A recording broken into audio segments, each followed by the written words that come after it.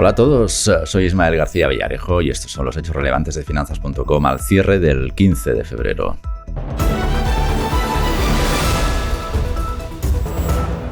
Inversores, muy bienvenidos. Roberto y yo os estábamos esperando. Roberto, bienvenido al Centro de Noticias de Finanzas.com. ¿Cómo estás? Muy bien.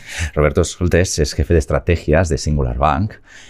Roberto, tenemos otra sesión en positivo y algunos estamos diciendo, bueno, basta ya, ¿no? Porque parece que todo dice, es que tenemos el año hecho, ¿no?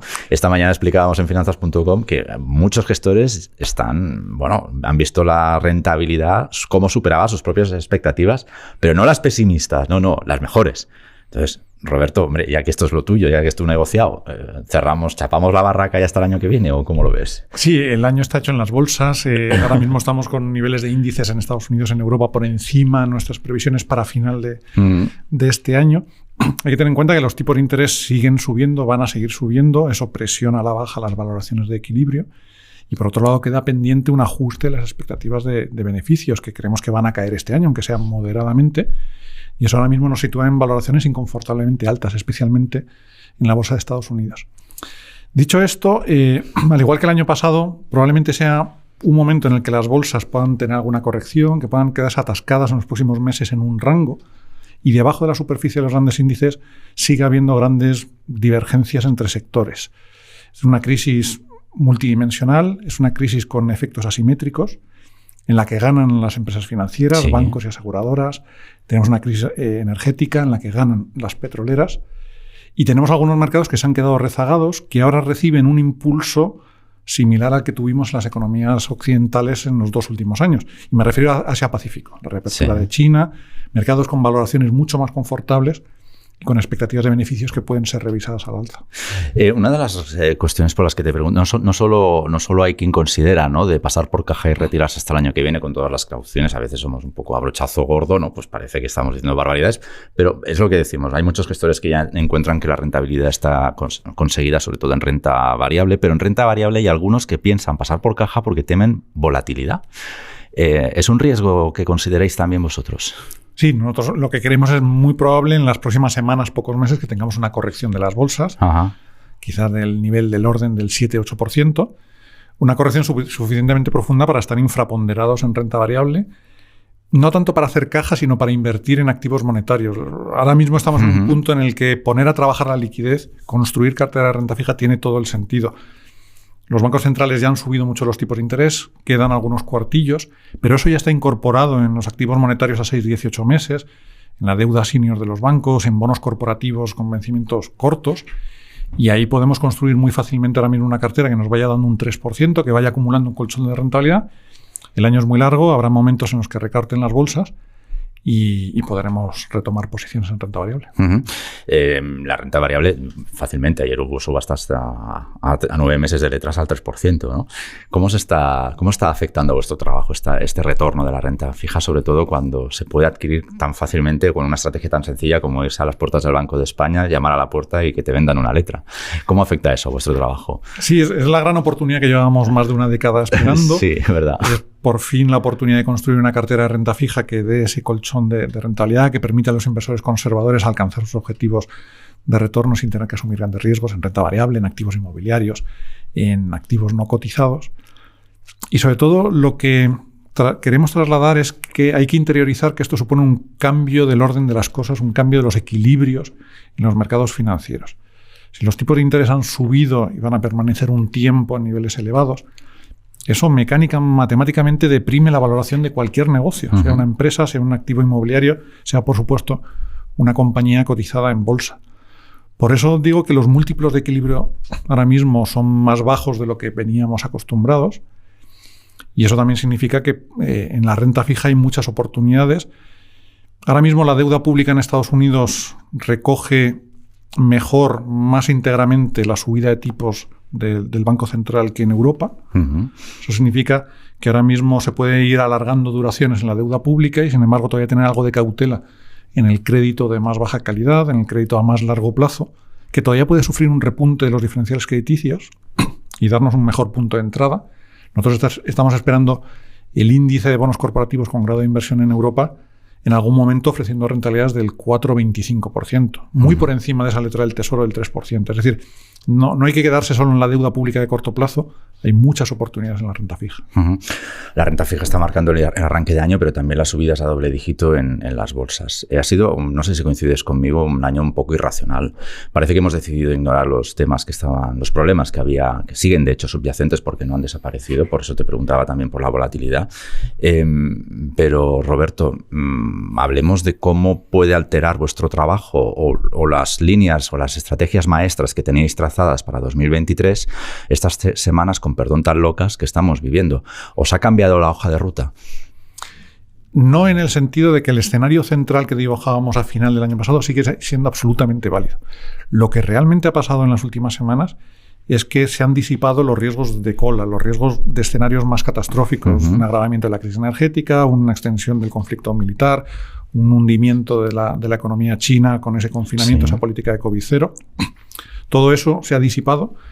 Pero el escenario de estancamiento económico, de recesión técnica en algunos países, de presión sobre los márgenes empresariales, de persistencia de las presiones inflacionistas, sobre todo por los costes laborales, sigue absolutamente presente. Así que en la medida en que las valoraciones se desajustan respecto a ese escenario tan mediocre al que estamos abocados en los próximos meses, es una razón de más para infraponderar la renta variable, hacer ajustes en su composición y reforzar aún más la apuesta por la renta fija. A la hora en el momento de retirar o de replantearse las inversiones en cotizados, en activos cotizados, ¿cuáles estáis sacrificando? Vamos a utilizar, si te parece, esa expresión. La bolsa estadounidense está más cara que las del resto del mundo, por dos sentidos, porque sus múltiplos son más elevados. Son mejores, sí. Y además teniendo en cuenta que con esa caída de beneficios, ahora mismo la bolsa estadounidense estaría cotizando a 20 veces beneficios, y porque también las subidas de tipos están siendo más intensas. Por lo tanto, esa presión a la baja sobre los múltiplos es más intensa. Así que la oportunidad está en ir soltando posiciones preferentemente en Estados Unidos y recolocarlas en los dos sectores ganadores en esta crisis, financieras y energéticas, y en Asia-Pacífico, en los beneficiados en esa reapertura de China, ese impulso que va a recibir el turismo en toda la región. Tenemos en la región cotizando a 13 veces beneficios, con estimaciones de beneficios mucho más realistas. Voy a incidir, te repregunto por los sectores que has mencionado, tanto financiero, banca esencialmente, aunque las aseguradoras también apretan ahí, y energético. Estamos conociendo, mañana conocemos Repsol, la semana que viene Iberdrola, sabemos que van a ir todos a resultados récord, como ya fueron los bancos. Buena parte de nuestra audiencia está expuesta al IBEX 35, así que permíteme que hable un poquito en términos locales, ¿no? Dime por qué razón, entiendo que porque veis que ya han llegado a donde tenían que llegar, pero es un poco lo que quiero que me aclares, ¿no?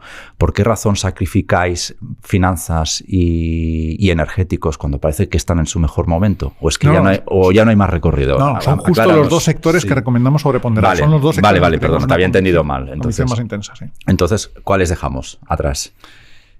Los más afectados por la subida de tipos de interés, no tanto porque estén muy endeudados necesariamente, sino porque al ser empresas de crecimiento son más sensibles a la tasa de descuento, al coste del capital que utilizamos para valorarlo, para traer a valor presente sus beneficios futuros.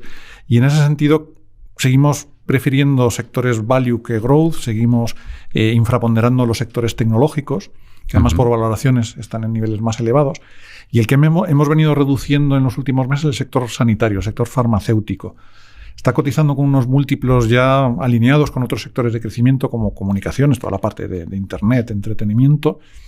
No hay catalizadores a corto plazo para un impulso de sus beneficios, hay grandes expiraciones de patentes, están sometidos también a una presión de costes en todos sus programas de investigación y es lo que ahora mismo se podría sacrificar para incidir en esos sectores financiero y energético. Comentabas, Roberto, que parece que los inversores están cogiéndose el escenario base de los, normalmente se generan tres, nos hemos quedado con el moderado, que parece que es el que se está confirmando, pero eso también me preguntábamos ayer si genera nuevas amenazas, como por ejemplo que los bancos centrales, en vez de frenar un poquito, aceleren en la subida de tipos de interés, es decir, que no acabe el ciclo de tipos de intereses que teníamos previsto, sino que se prolongue.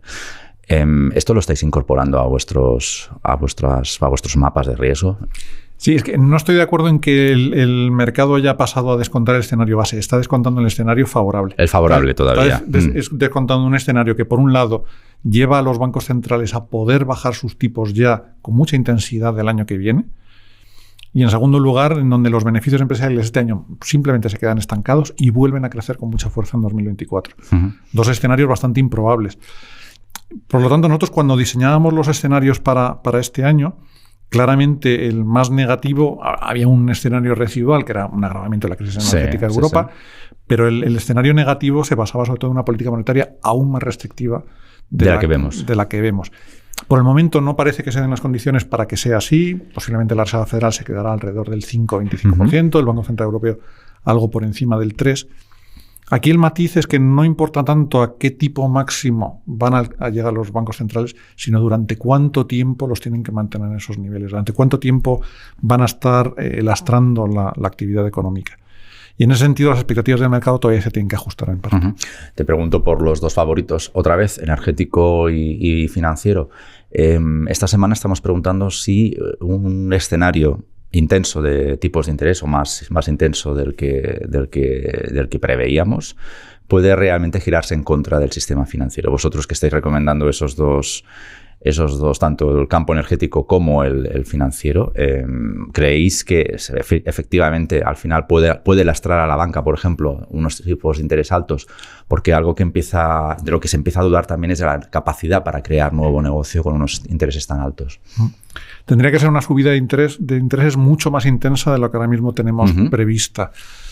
Hay que tener en cuenta que venimos de un largo periodo de desendeudamiento de los hogares y de las empresas, de refinanciación de su deuda a tipos fijos o a plazos largos. Siguen vigentes los avales, las ayudas públicas por la pandemia, también los límites máximos a los costes energéticos que podrían estar llevando por delante a muchas empresas. Y ahora mismo las valoraciones especialmente de la banca europea, descuentan implícitamente un nivel de morosidad mucho más alto del que se vislumbra, mucho más del que se adivina en la publicación de los resultados de cierre de año. Que la producción de nuevo crédito se vaya a frenar es algo consistente con un enfriamiento del mercado inmobiliario, con un menor apetito por endeudarse de las empresas. Pero es que la subida de los márgenes de intereses es tan brutal que compensa más que sobradamente esa atonía del negocio. ¿Y van a ser capaces de mantener ese ritmo en márgenes? Sí. Porque estamos también viendo, cómo se les está yendo los costes. O sea que no. Sí, porque el ajuste, el ensanchamiento de los márgenes lleva un cierto decalaje.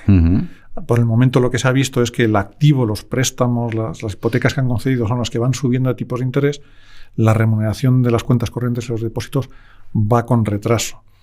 Tal forma que el máximo de margen de intereses lo alcanzaremos todavía el año que viene, por mucho que sea un ejercicio en el que el Banco Central Europeo incluso pueda estar recortando algún cuartillo. Déjame preguntarte por las energéticas. Las vemos arriba del todo. ¿Qué recorrido tiene esto? Porque también es verdad, es justo lo que señalabas, uno de los puntos de optimismo para este arranque irracional de años, que el invierno no ha sido tan duro como temíamos.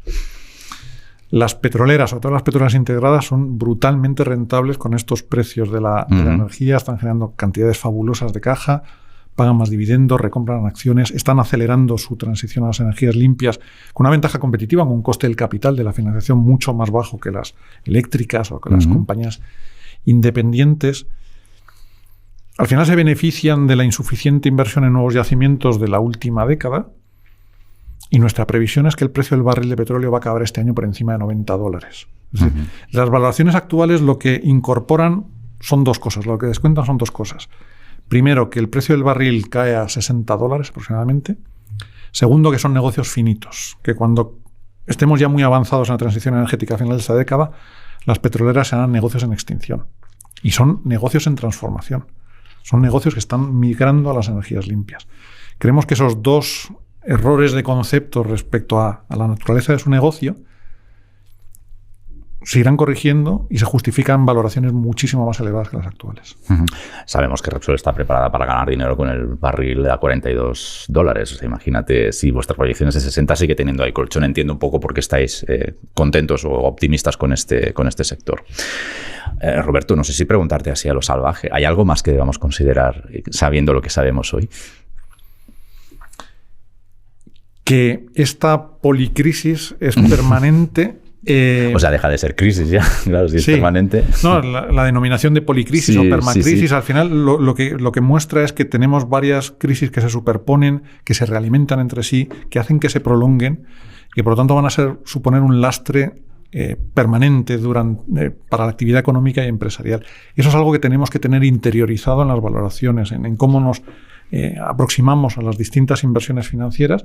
Una razón más con las primas de riesgo tan reducidas que ahora mismo pagan las acciones, especialmente las estadounidenses, para preferir ser bonista que accionista. Roberto Hostels, director de estrategia de Singular Bank. Gracias por hacer podcasting esta tarde con nosotros. Muchas gracias. Y a vosotros, amigos inversores, sabéis que este es un podcast de Finanzas.com producido por José Jiménez y realizado por Covadonga La Cruz Camblor. El próximo episodio lo firma Alejandro Ramírez y se estrena a las 7 de la mañana. Mientras tanto, podéis consultar los episodios ya publicados y suscribiros a este canal. Gracias, como siempre, por el privilegio de vuestro tiempo. Hasta la próxima.